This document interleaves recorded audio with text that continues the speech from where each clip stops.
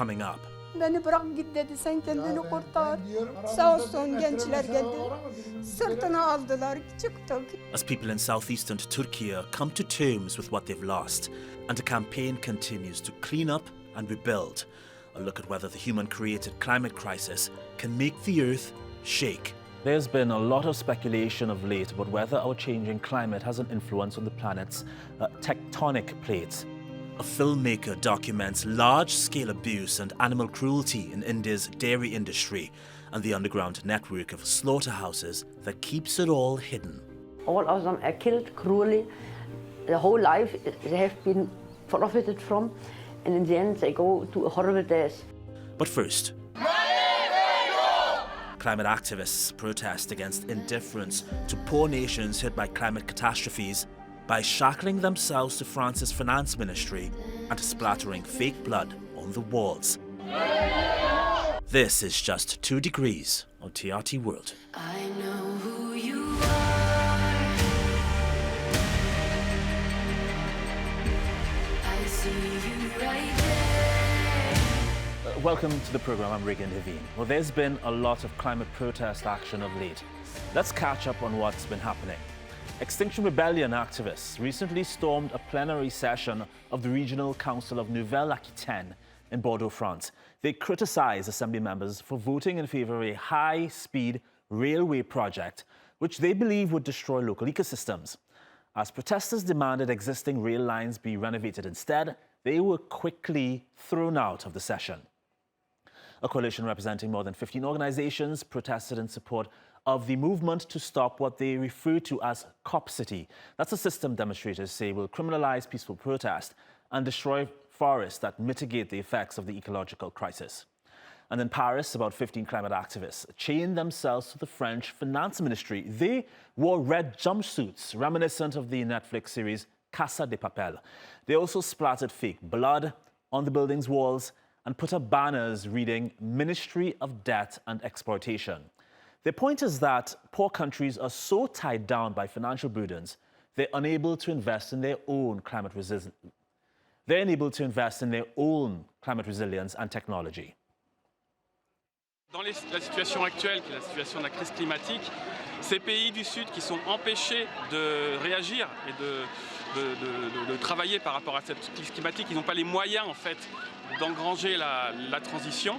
On demande qu'on cesse de les écraser par cette dette pour leur permettre justement de lutter dans leur propre pays contre cette dette climatique. Meanwhile, the French government seems tied up with other issues like severe drought conditions, which could mean water restrictions from March and onward.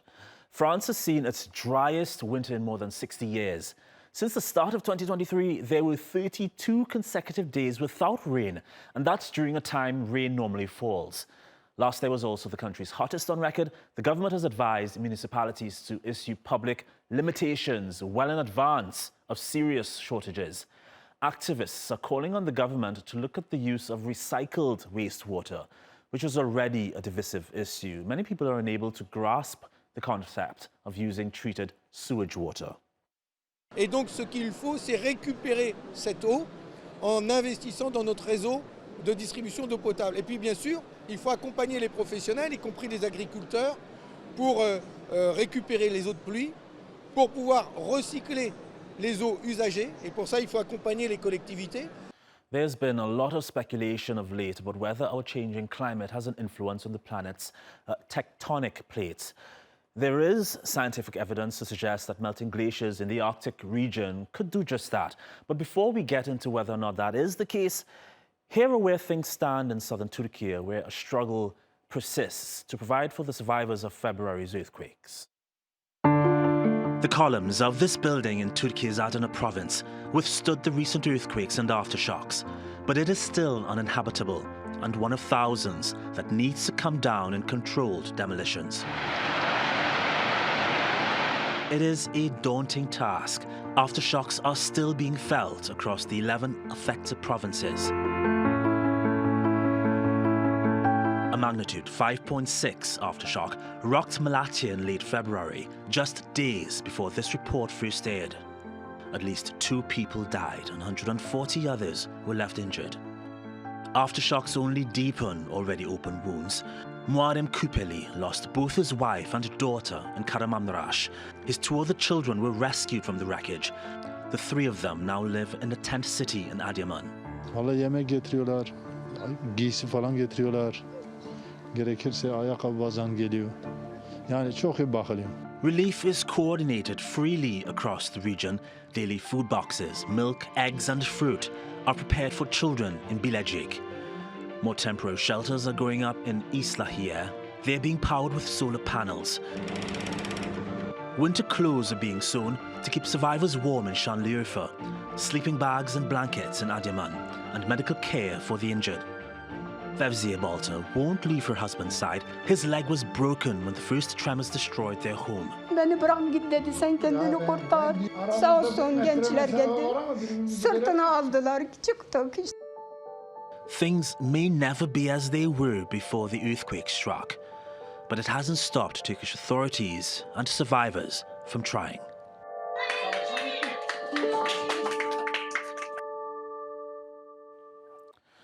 Ilan Kelman is with us now on Just 2 Degrees. He's Professor of Disasters and Health in the Institute for Risk and Disaster Reduction at the University College London. Professor, it's good seeing you. Unfortunately, we can't have a conversation on the better terms. But firstly, I want to get your perspective on whether you think the earthquakes recently in southern Turkey were caused by human-influenced climate change. These particular earthquakes, no. We know that it is a seismic zone. A similar earthquake happened in this area in 1939. The entire Middle East, and that includes Turkey and Syria, are known to be seismic zones, so we cannot link human-caused climate change to these earthquakes. Let's just broaden out the issue. Is there a correlation between earthquakes and climate change?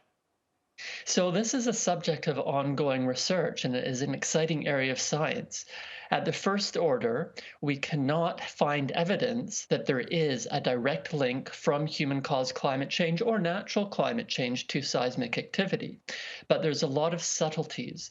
And so we have a lot of theories and a lot of possible practices that show potential indirect links. One example is that as the climate changes, both from humans and from nature, glaciers advance and retreat. They are incredibly heavy. They push down the land when they advance, or the land rebounds when they retreat, such as us causing their melting. And as the land moves up and down, that definitely leads to earthquakes. Those earthquakes tend to be small. Whether or not there's a link or some sort of correlation with the larger ones, such as what we saw in Turkey and Syria, we actually don't know. That is an area of ongoing research. And there are many other such links, particularly to smaller tremors, which might or might not have influences on the big earthquakes. That's fascinating. Can you make a distinction on whether the icebergs that you say are extremely heavy, are these icebergs on water or they're on land? And explain a bit more on how big an earthquake can get if an iceberg were to melt. So we're talking about glaciers. And they are on land, although there's also ice sheets on the ocean, such as in the polar regions. And those ice sheets during the ice ages, sort of 10,000 to 20,000 years ago, were actually over a kilometer high at mid-latitudes. I mean, that's huge and that's heavy, which means the land does respond. Some of them cover water. And then, as the glaciers melt over the water, that changes the sea level. The pressure of water on the ocean floor can also affect earthquakes as well as volcanic activities. So these changes are slow. They happen over decades, sometimes centuries, which means that the seismic activity, the earthquakes, are fairly small. A few might be felt, but overall we call them microtremors, and they're not felt. Again, there might then be links regarding the stress in the earth to the larger earthquakes. There might be ways that this change of weight on the Earth's surface and the ocean's level leads to large earthquakes, but we don't yet have evidence to show that directly. Interesting. Let's flip this, Professor. Do earthquakes have an impact on the environment? So absolutely. So a major earthquake can change the courses of rivers, for example. It can definitely change the shorelines of lakes. And we find one example being Wellington, New Zealand. The last major earthquake there in the middle of the 19th century actually moved the coastline by over 1 meter. So when coastlines change, when rivers change, that then can influence where the water goes, where the water is stored, how fast it flows, which then has major environmental changes. Professor, it was fascinating speaking with you. Thank you so much for your time. We appreciate it. Thank you. Well, let's go to India now, where a filmmaker has investigated the local cattle industry. India is a mega exporter of beef to the rest of the world, but based on the film Maa Ka Doodh, cows and buffaloes are raised primarily for milk, with beef being really just a byproduct. Well, the documentary also found a shocking underground network of farms and slaughterhouses with some of the most unimaginable conditions for bovine animals. Here's Sharon. Harsha Atmakuri was studying to be a medical doctor in India when a visit to a local market sparked his interest in the meat industry. His journey began into how it all works. I took my parents' permission and left my well-paying job. He discovered that animal slaughterhouses were increasing across the country. But that's not where the story begins. After cows give birth, calves are taken from their mothers.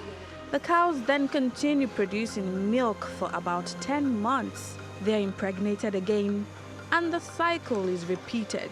The cows are kept alive until their milk runs dry. Once they stop producing milk, some cows are killed.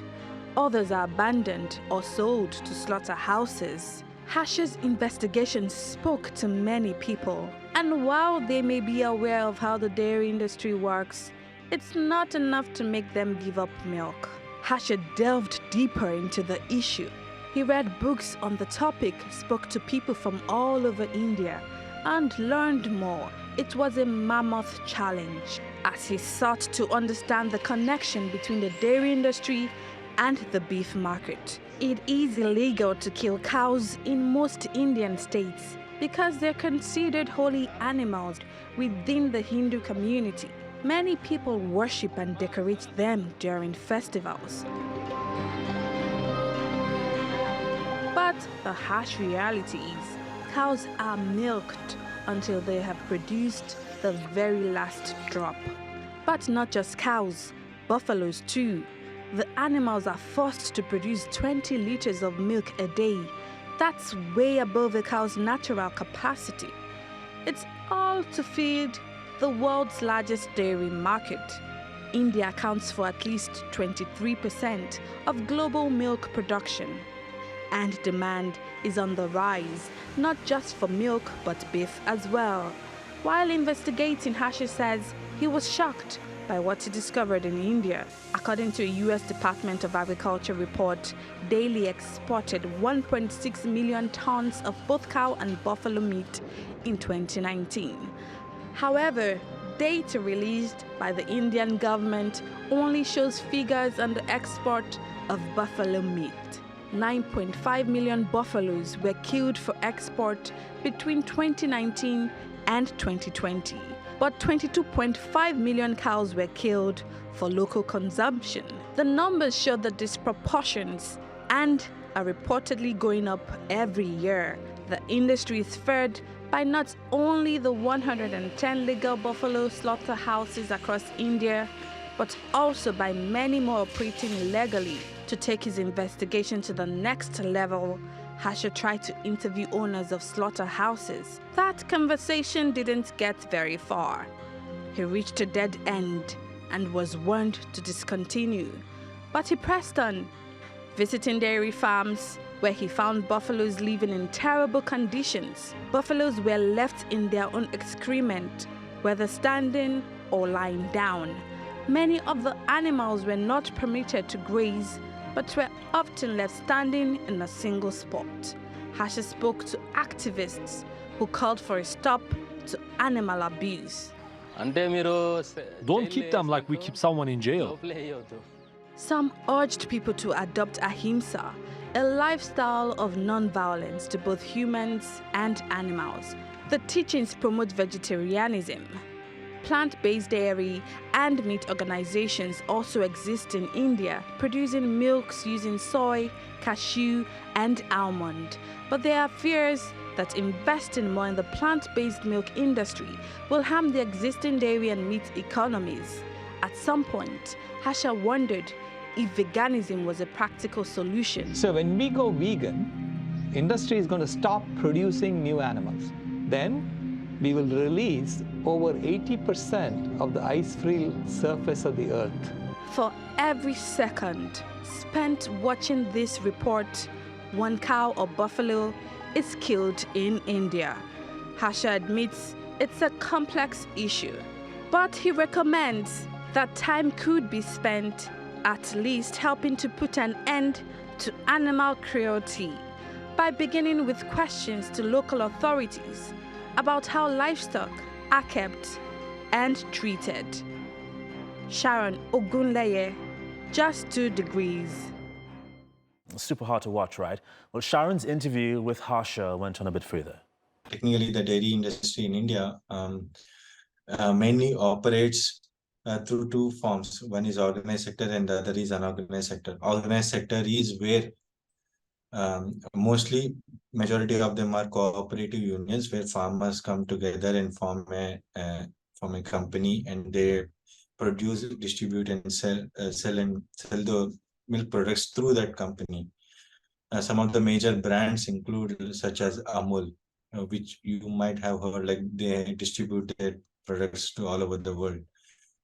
And this is the organized sector, and this organized sector also includes non-cooperative dairy farms, which are run by big dairies, private companies. And these take about 20% of India's dairy industry, whereas the majority of the dairy industry, which is 80%, is run by individual farmers who have usually two to 5 cows or buffaloes. So majority of the dairy industry operates through unorganized sector, where these dairy farmers produce and distribute in their locality. Back in the year 1507, Portuguese sailors discovered a large flightless bird on Mauritius. It was native to the island and said to have no natural predators. It was for that reason the birds were unafraid of the men who indiscriminately hunted the animals for food. The species was decimated and forever lost to extinction. Until now. In this report, written by Just 2 Degrees producer Betul, Newsfeed presenter Natasha Hussain explains. Is it a duck? Is it a chicken? No, it's a dodo. That's right, the large flightless bird that's famous for being extinct. And it's about to make a big entrance back into our lives. The last dodo was spotted on the Indian Ocean island of Mauritius in the 1680s. But Texas-based biotechnology company Colossal Biosciences says it's planning to resurrect the old bird. The company says it's committed to de-extinction, using genetic engineering and restorative biology to bring extinct species back from the dead. In doing so, it plans to help advance human medicine through improved gene therapy and even vaccine development. The Dodo project already collected more than $150 million in funding. Colossal plans to work with the Mauritius government to rewild the bird in its former habitat, combating biodiversity loss and restoring downgraded ecosystems. The scientists working on the project say the dodo's closest living relative is the Nicobar pigeon. The team studying Nicobar DNA are hoping to modify pigeon cells so they look like dodo cells.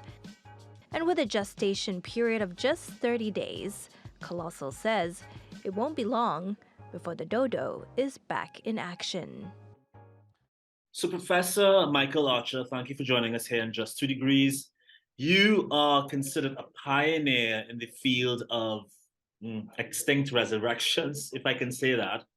But before we get to your interest in bringing back the Tasmanian devil, which I read a bit about, let's talk about this dodo bird that scientists are looking to bring back from the dead. Do you think it's a good idea? Yeah, I do. I mean, given that the world is having its biodiversity slide into oblivion at a terrifyingly rapid rate, I think we need every strategy that we can find in the book, all compatible, complementary strategies to stop the decline in biodiversity. And in some cases, this can mean bringing back animals that have already slipped over that edge. It's all going to add up to increasing the amount of global biodiversity, which our very lives depends on. So I do think it's an excellent idea. But there are examples of human beings interfering too much in the past. Yes, humans are responsible for the extinction of the dodo, but if humans want to bring this dodo back into current ecosystems, are there risks involved? Of course there are, and you'd need to assess those in the first place and do managed monitored releases if you do manage to get the animals back to make sure that there aren't unintended consequences. But we must remember that the main focus here is intended consequences, not unintended ones. And in most cases where animals have been moved into new situations, the result has been successful. There are only a few cases where it's had negative impacts. And if you're going to put the dodo back into Malagasy or its original habitat, and you can assess that there is no other animal that's currently in that niche. And we've got to remember that along the way, in doing these kinds of projects, a lot of new technology will be developed that is equally in helping to secure critically endangered species today that are in danger of going extinct. So it's not just about bringing back the dodo. It's about inventing a great deal of new technology that's going to help us conserve other critically endangered species today. Why did the Tasmanian tiger go extinct, and why do you think it should be brought back? It's a complicated story. I mean, I'm a paleontologist. I'm interested in the fossil history of all the animals in Australia. And we have charted what was happening to the thylacine through its ancestors spanning the last 25 million years. And it's a long story of decline in the number of species up through time and the geographic area that they occupied. Finally, with the dingo being brought into Australia, which is a dog, we will get this king of beasts back into Australia, back on the throne, and that will stop a cascade of extinctions that otherwise will happen. We think that the decline that's happened in Tasmanian devils through a natural disease that's spread through a large population of devils will be able to be controlled by bringing the thylacine back. In a small fishing town in eastern Nicaragua, women make ends meet by digging for cockles, those are edible clam-like mollusks. And they actually do so while protecting the mangrove forest. Around 100 women collect the cockles in a sustainable manner. They're sure to leave many unharmed to give the animals an opportunity to reproduce. They also plant mangrove seeds to repopulate the forest. Mangroves are vital contributors of ecosystems. They prevent coastal erosion, mitigate the effects of tides and tsunamis, and reduce atmospheric carbon. They also provide food security to coastal communities. And there is a push to protect them. UNESCO says mangroves are disappearing about 5 times faster than land forests. We protect the mangrove. We don't deforest. We plant, we reforest, and we do whatever the institutions say when they call us. It's for our good, for our children and the rest of the population. And that's how we end this episode of Just 2 Degrees. You can find us on YouTube for more climate content. See you next time. Bye. I know who you are. I see you right there.